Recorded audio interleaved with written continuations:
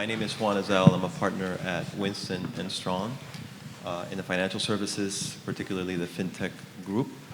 I am honored to really share the stage here with really leading professionals within we have both banks in this Fintech space here as well as Fintechs. I'm going to mention them, and then I'm going to give them an opportunity to discuss who they are and what they do. We have first Anthony Pikulik, Head of Banking as a Service and Cards in Fintech Banking at Cross River. Eddie Oisteicher, right? Did I say your name right? Almost. Sorry about that. Oisteicher. The CEO and co-founder at Peach. Then we have Howard over there, Goldstein, Head of New Product Development at Mission Lane. And then finally we have Sachin Ramchandani. Got that one right? Well done. SVP Strategic Partnerships at Zeta. So starting with Eddie, if you could give us a little bit about yourself. Great to be here. Thanks everyone for stopping by. I'm one of the co-founders and CEO of Peach, or Peach Finance.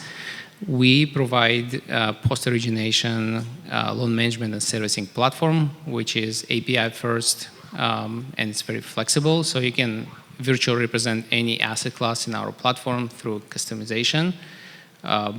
And before Peach, I spent like a few years at a firm, and before that at other fintechs. So all in all, last 10 years in very I would say advanced fintech core lending. Good morning, everyone. Sachin Ramchandani. I'm the Senior Vice President for Zeta's Banking as a Service practice, and I also head up our strategic partnerships vertical. I've been part of the banking, financial services, payments industry for over 18 years now. At Zeta, our goal and objective is to provide modern banking technology and next-gen credit card processing to banks and fintechs across the world. Looking forward to the discussion. Thanks. So Howard Goldstein from Mission Lane. So Mission Lane, for those of you who don't know, is a credit-first fintech focused on serving the 100 million Americans traditionally left behind by the financial services space. I help lead our new product development group. We're really focused on complementing our core business with our credit card business, where we have over 2.5 million customers. And so my role is to help find new product services, partnerships, capabilities that will complement that sort of core card business and help serve the customers that in our target segment. Good morning, everyone. My name is Anthony Pikulik. I am the head of Banking as a Service and Cards at Cross River Bank. I personally have been in the cards and payment space for 22 years at various different places. Cross River, we are a fintech bank. We support everything from credit cards, debit cards, accounts, lending, you name it. So we've been around for a while, and we focus on. I like to say we are a fintech that happens to be a bank. So thank you so much for having me, and I look forward to this discussion. Thank you to all of you. Panel title: Are credit cards lagging behind the rest of fintech? I would add a little bit, a little really above that. Are credit cards really lagging behind the rest of fintech? And that's what we're going to discuss here. But before I go to the panelists with some questions, I like statistics. I don't know if you guys like statistics, but I think statistics help set the discussion. So I'm going to throw some statistics out at you. These come primarily from two research groups, one called CNR Research and the other one Fit Small Business. You probably have heard this if you're in the space. But as of 2021, 2022, roughly 50 to 60% of consumers have used a BNPL service. 56% of those consumers say they preferred them to credit cards, primarily because they're easier to pay and offer more flexibility. See if that's true or not. 67% of BNPL users think that BNPL services could eventually replace traditional credit cards in the coming years, 67%. But perhaps I think the most telling statistic is out of those 67%, only a third either actually want that to happen or believe it will happen. So I think there's something telling there, right? That it looks like consumers want choice, right? And they're not necessarily seeing BNPL as replacing credit cards. I think they're seeing that it could exist. There's a world where both could exist and they could use both. So with that backdrop, first question to Anthony over there. What do you see as some of the advantages and disadvantages of credit cards versus BNPL or other, fintech lending products? Yeah, I mean, I can break this down, I guess, in different categories, right? And by the way, I'm speaking in terms of if I'm talking to you as if you're a fintech or a company considering, right? Not necessarily from a customer perspective, right? So I think let's start with the basics of adoption or usage. I mean, hard to argue BNPL is it's a simple, clean process, right? I need to buy something, I want to do installments, I register, I do it. It's pretty quick and easy, relatively speaking, in financial services. It has its purpose, I think certainly with, transactional type of situations. I think amounts play a big role. I believe most BNPLs are about $100 to $200 on average. So there is a sweet spot. If you are targeting Gen Z or millennials, absolutely, you have to consider BNPL because I think Juan just gave you some stats. It's very skewed, right, to the demographic. As you move up the generational ladder, so to speak, or whatever you want to call it, it considerably drops down, right? So I think that there is an element of BNPL playing a role. I do think there's not as much mass appeal, in my opinion, as card, and I'll talk about card in a second. And the other piece I think you have to think about is economics, right? I think economically running a business, credit card is you can make a case for better economics versus BNPL. But on the card side, I think that there's an element of flexibility. I'm throwing out some stats here that I also found. I believe about 85% of Americans have a credit card, right? So think about the mass, credit cards are there. They've been around for decades. If you go up the income scale, it gets into the high 90s, right? So what that tells you is that anybody making 100, 150,000 or above, it's pretty much almost 100% of people have a credit card, right? And there's a reason for that. The flexibility aspect to me, I feel credit cards offer you much more flexibility in many ways. Number one, you're leveraging networks, so you can buy pretty much anything, anywhere, right? Wherever Visa, MasterCard, Amex, and Discover are accepted, right? I mentioned all four, by the way, just to make sure. And then, at the same time, you have flexibility with a credit line. You can decide to pay. You can make it, for example, for myself, I use a credit card for everything, and I usually pay it off, hopefully. And so it's a money management tool, but at the same time, the biggest thing is rewards, right? You can afford to provide rewards or other benefits, right? Which are key to adoption, right, in the fintech space. So I think that, when you consider the two options, I really think it's situational, right? I'm not gonna say you can't pick one or the other. It's really about what you wanna do and how you wanna do it versus, saying that I would prefer one or the other. And the last thing I will say, Juan, to your point, I think there's always going to be multiple products. People prefer debit, people prefer credit. That will always be the case. There might be some skewing back and forth, but there's no silver bullet. There's not going to be somebody replacing. Credit cards will not be replaced, in my opinion. I think they're going to be here forever. The question is, what does BNPL do, and how does it compete when credit cards are offering that right now as we speak? So. Anyone have anything they want to add on the advantages or disadvantages? I'll just add from a technology perspective. If you look at credit cards and you look at BNPL, tech-led BNPL mostly has sort of emerged, I think in the last decade or so has the advantage of using modern technology to sort of build the tech stack. But if you look at most credit card portfolios in the country today, almost all of them have technology stacks that were written in the 70s and 80s. Some in the 90s, but mostly in the 70s and 80s. So monolithic architectures, not cloud native, not API first, not mobile first, still use batch processing. And that really presents a constraint from a product management perspective. And to a certain extent, the proposition itself sort of stagnates. And when you look at modern software and the way it's sort of developed and consumed, there are just some minimum basic fundamental paradigms that we as consumers come to expect, right? So when you search at Google versus when I search at Google, when you shop at Amazon versus when I shop at Amazon, the results are almost always personalized. Software that keeps updating itself every 2 to 3 weeks. And you contrast that with what happens, in case of a credit card system upgrade at a bank, it's like a mega event, and there's a whole lot of preparation that goes into it. The degree of control and the degree of self-service that modern software offers, none of that exists when you talk about most credit card portfolios. The other thing that I, from a tech perspective, is that most credit card stacks are actually a composition of 10 to 12 different disparate subsystems. So if I have to compose my credit card stack, I'll take a card management system from someone, a switch from someone else, an authentication engine from someone, a fraud management system from someone, and so on, right? And in and by itself, each of these systems could be a legacy system not inherently designed to be extensible across other systems, and so not be able to sort of speak seamlessly. And so there's a lot of duct taping and bandaging that happens under the hood, and that duct taping and bandaging, in my view, sort of causes a little bit of friction when it comes to launching new product features, personalization, and so on, and it sort of increases time to market for a new product as well. And that's great. I wanted to move to the next question, which is Sure. related to what you're saying, Sachin. But I'll direct it first to Eddie.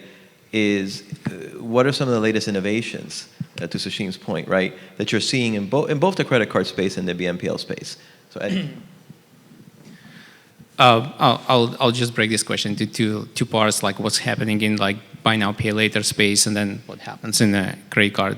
So in buy now pay later space, what we see from in the market is it started in the retail, and we see like buy now pay later concept is being adopted by different other industries, which means a lot of people basically trying, the advantage of like buy now pay later is like, your customer, what they're trying to buy, which space they're coming from, and exactly for what purpose it's been used. So that's a lot of great signals to do the right underwriting. So somebody who wants, for example, to send money to their loved ones overseas and then pay later for this, when they use the right company to take this buy now pay later loan, the company knows what they do, they know how they make money, and they know how often they send this, for example, remittance to their beloved one overseas, so they can underwrite them properly. So this concept of like buy now pay later is like becoming very, very common in different industries, and we see that a lot happens around. Other thing in buy now pay later, what we see recently is because buy now pay later can be confused sometimes like between like buying for with no interest, which is like some people bespoke say it's not a loan, versus like others saying like no, buy now pay later is actual loan that has interest and sometimes fees. And we see a lot of lenders moving from non-interest, non-fees to charge fees because cost of capital going up. Some people feel recession, payment rates are not that great, so they need to make somehow money. And we see a lot of movement from this no interest to do charge interest and fees.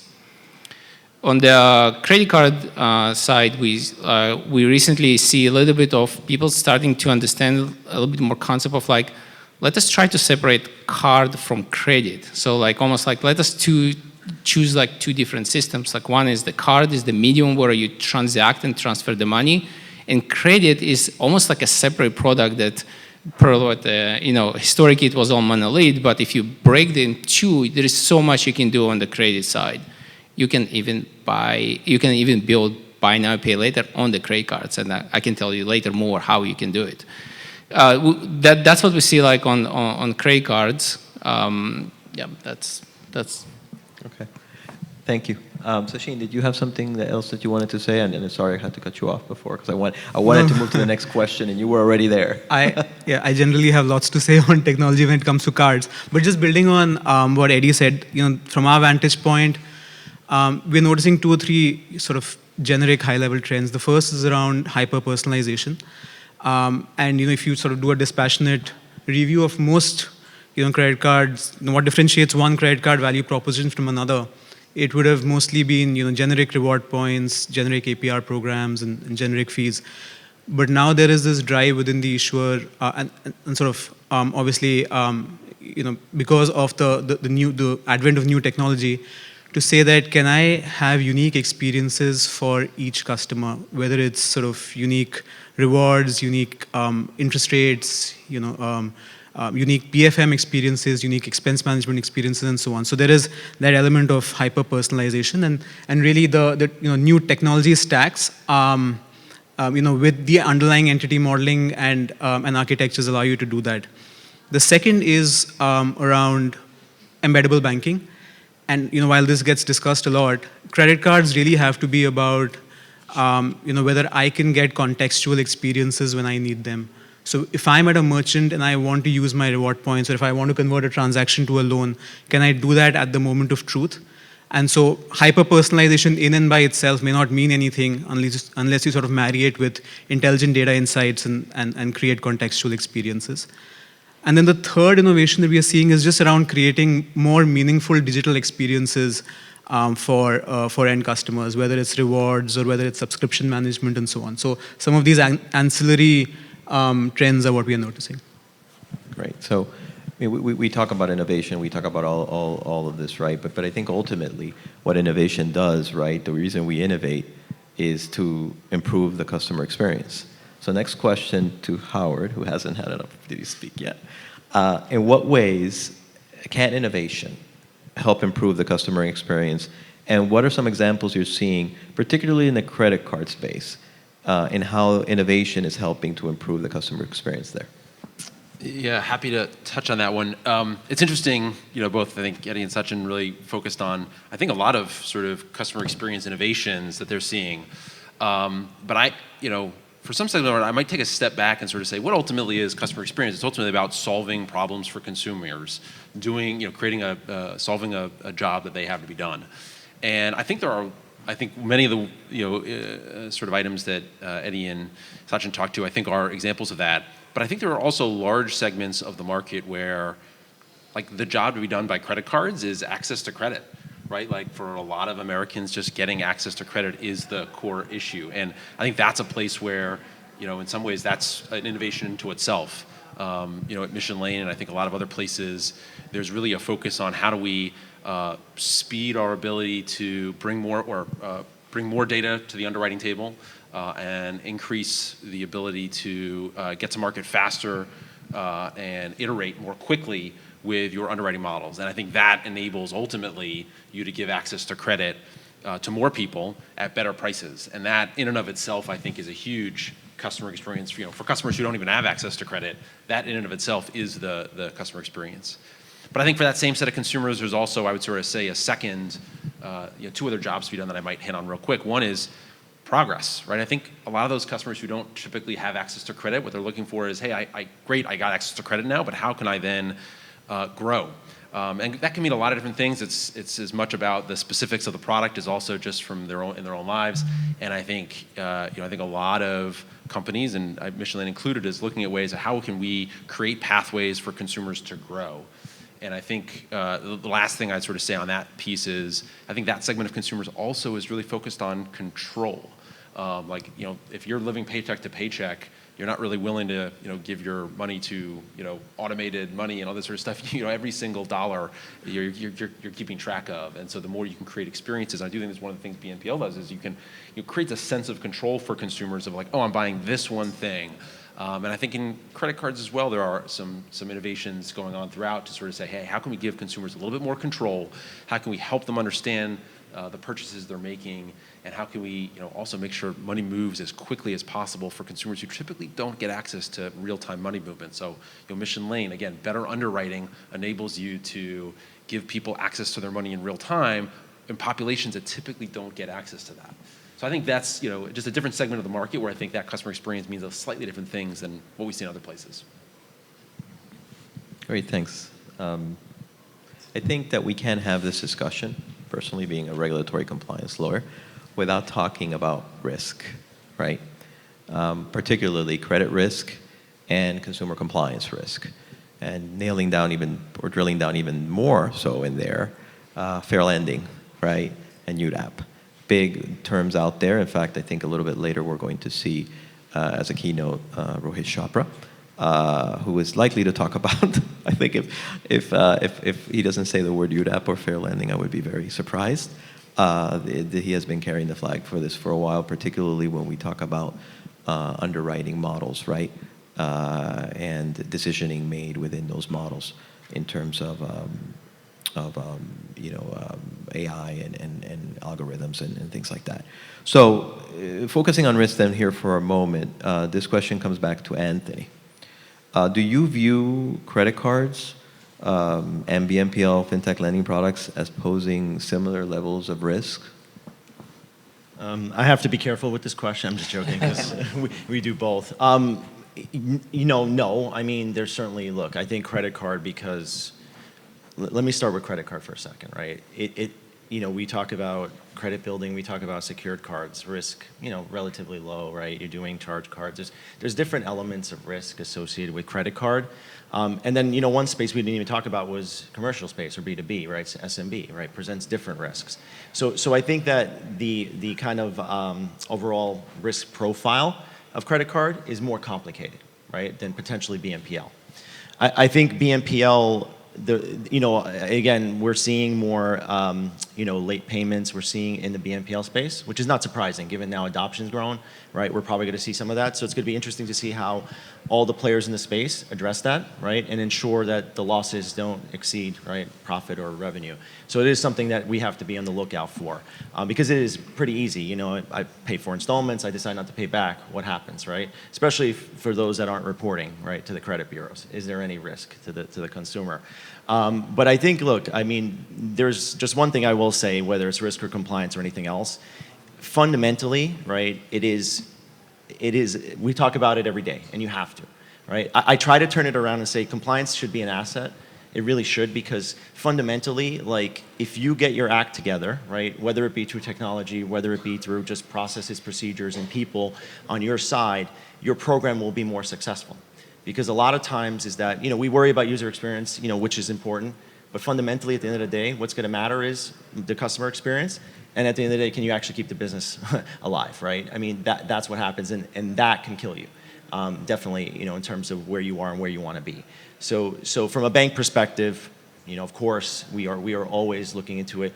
We talk about fair lending, you talk about UDAP. These are things that come up, and from a diligence perspective, we have definitely been more diligent, if you will, or asking for more there from our clients for that reason, right? Because we know it has to be worked on, it has to be better. Howard, do you want to add Yeah, I something?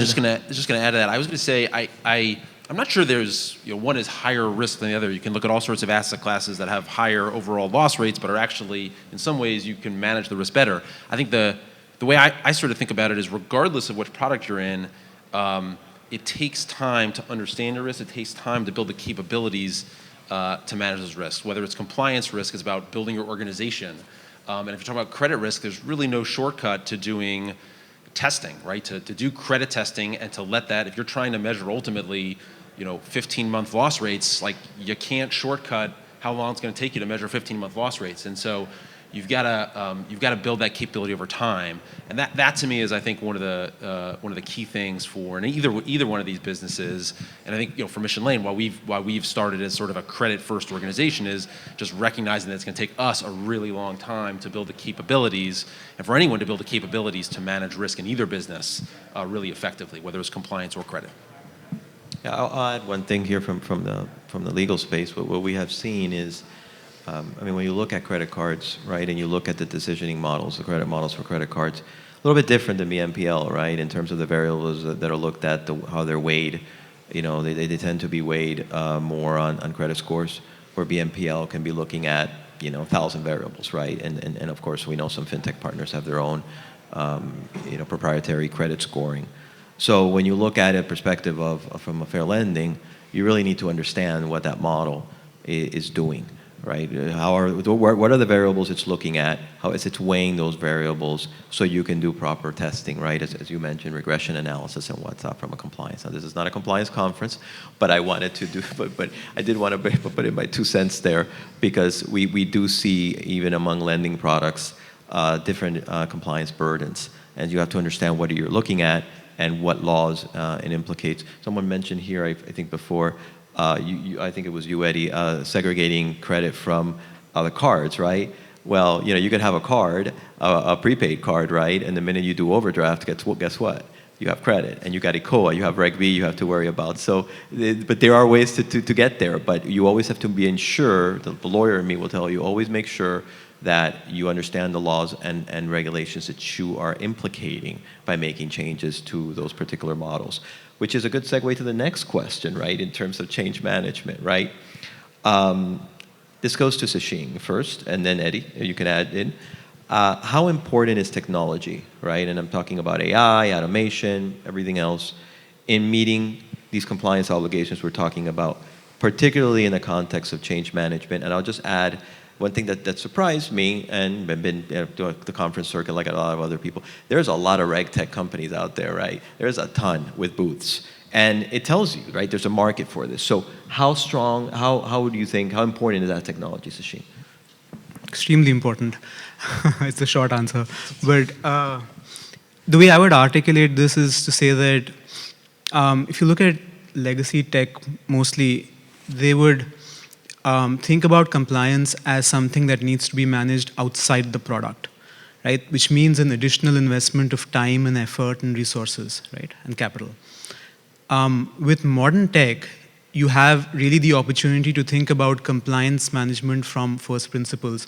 And so really embed compliance in every change, every update, every decision that you make on the platform, right? And you know, it just makes life so much easier because, you know, when the regulator throws a new sort of change at you, it's just easier to sort of embed that into the overall proposition. So does your technology provide for you know, script injection? Does it provide for policy validators, et cetera, et cetera? The other piece where I think modern tech and AI and automation can be really helpful, and I think Steve spoke about it in the previous session, you know, with Experian, is how quickly can you get data when you need it? So if a regulator is asking for some information, you know, I've personally seen banks really struggle to be able to get that information out of their systems and you know, really use it for you know, for leveraging it for insights or just for reporting, etc. So that's the other part I think technology can really play a big part in. I would like to add a little bit different angle. Like a lot of people, when they speak about compliance and regulations, they speak about like at the time of origination, what happens when I give the card, do I meet all the boxes still and all this fun stuff. But there is a lot of regulations and compliance that comes post-origination. That's what we do at Peach, like day to day, and we see a lot of compliance and regulations. Like you all have cards in your pocket. Like, do you ever remember when you got this card? Probably not, but as you use it, as you continue to have it in your pocket, like companies have to maintain compliance, which means they need to make sure that they, you know, cap like fees and transactions and calculations properly. And that's where like we see a lot of innovation coming from companies like ourselves is we make sure this compliance maintained throughout the life cycle of the loan, whether it's buy now, pay later or a credit card, it doesn't really matter because you have to continue to be compliant. And many like, you know, legacy technology, because they, you know, precisely like probably like build layers and layers of compliance on top of their platform because, oh, by the way, we need to do X, and by the way, we need to do Z, and like, and then like at some point, regulators force you to do something. They build this as a layer. They never build this compliance as part of their like tech stack, and that creates a problem. Like right now, everyone is like talking about, you know, capping fees, for example, on credit cards, and we'll see when CFPB will push this through. For example, let's say they will. Like we'll see how long it will take for companies, for traditional companies that have this like credit card monolith system to adjust to it and limit it. I think it's going to be a lot of time, and that represents a lot of problems, like of like, you know, driving the innovation is the agility, like to adhere and adjust quickly, and that's very important, like aspect of like, you know, post origination where tech can help really with compliance and regulations. One thing I will add to that is one thing we would definitely recommend. I'm talking for myself and our firm. Is a legal obligations register, right? You know, you have a product, to what Eddie's talking about, products change. So you have a product and you have a pretty good idea, you know, what laws and regulations that product is going to implicate, because it maybe has a credit component, maybe it's a, you know, doing like a Reg E because it's prepaid or whatever it might be. You have a list of it. Products change. You know, we are by nature innovators in this space, right? Go back to that legal obligations register. It's changed, has a previous law, or a law that was previously not implicated in regulation now is implicated, and now we need to build policies and procedures and controls in place around that. So it's good to have a register, right? A chart of all of those laws and regulations that are implicated. So I want to leave enough times for questions. But before, I do want to do kind of like a little speed round. I'm going to ask each one of you the title to this panel, right? You could say yes, no, and maybe one or two sentences, but try to keep it short. So starting with, we'll go back to Anthony over there. Are credit cards really lagging behind the rest of fintech? It depends on how you define innovation or innovative. I do think in some areas, like, to be honest, credit card product constructs have been around for decades, right? We're not going to kid ourselves. We're doing similar things. You set up similar rates. Those things remain the same. I do think the innovation, I really truly believe there is a lot of innovation when it comes to credit decisioning. When I talk about building credit, when it talks about the rewards piece of it, right, which is important because adoption is based on rewards these days, and then when it comes to actually players in the space, the tech side, right. So I think being in the space for a little while, you've seen the evolution and the addition, and we are working with more platforms and things to that nature to drive people to those innovative solutions because at the end of the day, it makes everything easier, right. And I think that we are getting there. So I will give credit to that. We're not Teslas or iPhones yet, but I do think that the industry as a whole has really evolved, at least in the last 3 years when it comes to credit card. So I have positive hope. I think we're there, but we got some work to do. The last thing I like to say, I like to see some big brands really get out of the box and stop using the same cookie cutter type of credit cards and actually be more innovative. Use the fintech community and go out there and be more creative. That's what I would like to see in the next few years. Howard? Yeah, I'm not going to give you a yes, no, but I think if you think about this in terms of underwriting, unit economics, ability to leverage capital markets, I'm not sure, you might say the other way around, right? I think credit cards are probably leading the rest of fintech products in certain ways. But I think on the flip side, if you look at legacy credit card companies and the technology infrastructures they have, and as a result, some of the customer experiences they have, no question that those who are leveraging old technology and aren't sort of getting at the forefront are probably lagging behind in some ways. But so I think it's a bit of a mixed bag in that way. Sachin? Yeah, he stole my thunder. But yeah, in general, I think may not be lagging the rest of fintech, but there's a lot more innovation that's possible with modern technology on credit cards. And I don't think it's been sort of stagnant for a lack of imagination on the part of the product manager. It's just that technology wasn't as supportive as it should be. But I do think that a lot of issuers are now taking the plunge, if you will, and sort of thinking about replacing legacy tech with modern tech. And I think we're at an inflection point. We have a little bit more strong opinions. We believe that on the card side, the credit cards are actually leading the race because they are much more adopted everywhere. They can use them, and it will take years, if ever, for buy now, pay later to get there to this same easy of use and adoptness. Where they truly lagging is on the credit side, and I believe that's where is the real innovation will come from.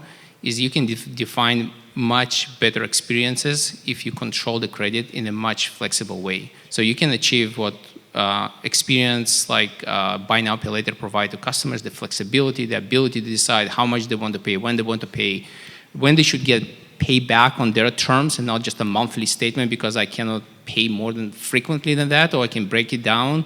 So that's where they are significant lag. All right. Thank you. Let's go to the questions. There's some really good questions up here. I'm just going to go from the top to the bottom. First one, I think this was directed to me, is that you spoke about the data models for BNPL being different than credit cards. Can you expand? Does BNPL use traditional credit bureau data, or do they mostly use alternative data? It really, in my experience, it really depends on the model. And by the way, I was in-house at Cross River, so full disclosure for a period of time. It depends on the partner, right? But what we saw internally was that a lot of the particularly when you're talking about installment loans, consumer loans, tend to use proprietary models. And maybe Anthony, you remember this, but we would see that in these installment loans, there seemed to be the partners seem to be backing away from using credit bureau data, right? And the FICO score was kind of like being less and less removed. I don't know if you want to add something. No, to it. I mean, I think, you're targeting a demographic that has very little to no credit history usually, right? And there's situations, so to really try to get there, you have to go in that direction, right? Now, you have to be smart about it. You have to, use the right data to get there. But I just don't see how with just credit bureau data, you can actually, I don't think any of these businesses would exist. Right. Because if you did that, we would continue to have more Americans than we do now not having access to credit that they need.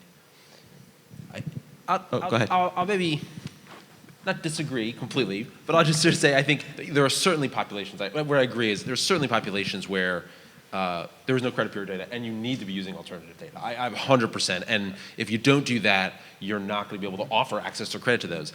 That being said, I think credit bureau data can be valuable. It continues to be valuable. I think my experience is it's going to be valuable and pretty, when it exists, it's extremely valuable. And not using it can, do that at your own risk. I wasn't saying. I said to your point. We agree. I think because that's what I was saying is more in the certain demographic, lower income or lower credit pieces to get them there. But I agree. Once you're there, for traditional credit, you should absolutely be using credit bureau. Yes. I will say one thing. They're complements. They can be complements to each other. And from a regulatory perspective, we may hear a little bit in an hour or two, hopefully. But because Mr. Chopra believes that these credit models are black boxes. He said this before. He has a concern that these are black boxes, right? Not transparent, and they're doing algorithmic equations behind the scenes. And how do we tell, right, that there's not any disparative impact, right, going on? We don't think there's overt discrimination. That would be very odd. But is there some disparative impact going on? So there's a lot of alternative data actually being used. There's no doubt about that in the space.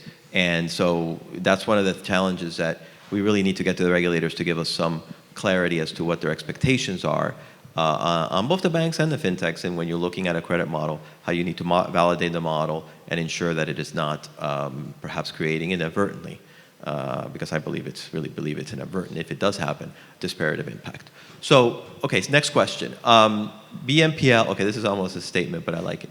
BNPL replaced credit cards, really? Pay at the pump, bar tabs, the street vendor on 3rd Avenue?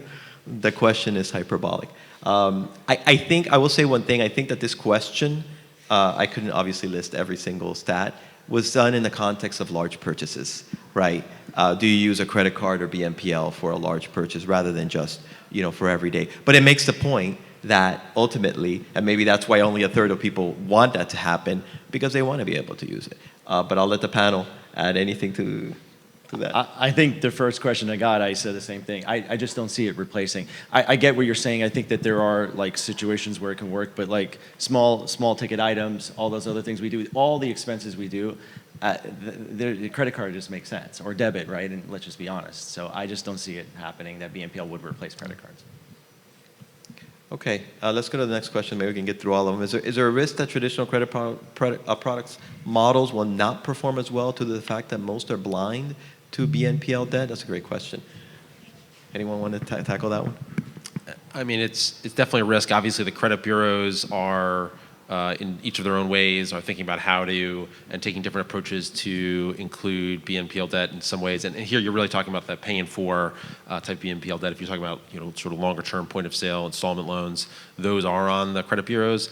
But there's absolutely a risk here that there's, to some degree, debt on consumers that are not currently being taken, accounted for. I think there's absolutely a risk of that, and I think lenders are going to have to consider that and how they think about things going forward until some of that's cleared up and the bureaus implement the approaches they've outlined. I think this. Go ahead, Eddie. I just want to say one thing on this specific question is I think the traditional credit card products are also blind to other credit card programs, first of all, because the way you do credit card debt to income issue and how we calculate the credit limit, I think they by design are blind to the real basic utilization. But I have more to say because it's very different how buy now pay later calculates the debt to income ratio versus credit cards using their minimum model, which was always there for years. So I do think they are also blind to themselves. And just to touch the last question, I know we're out of time, but that is one criticism, right, of BNPL. Obviously, it's structured less than 4 payments, so no TILA, right? No disclosure statement. And so that concerns the regulators. So do the consumers actually understand that, yes, it's not being reported off most of the time? I think some are voluntarily reporting, if it's my understanding. But so do the credit cards understand, or do the consumers understand that that's not being reported, not really building their credit? Do they understand the cost of credit? And there's a fair number of defaults too, and late fees and things like that. So those are some of the disadvantages, or I guess concerns that people have with BNPL. Okay, we're out of time. There's one more that we didn't get to, but it just clicked in. But thank you so much. I really appreciate, I think we all appreciate you being here and for our panel. And thank you enjoy the rest of the conference. But thank you again. Thank you.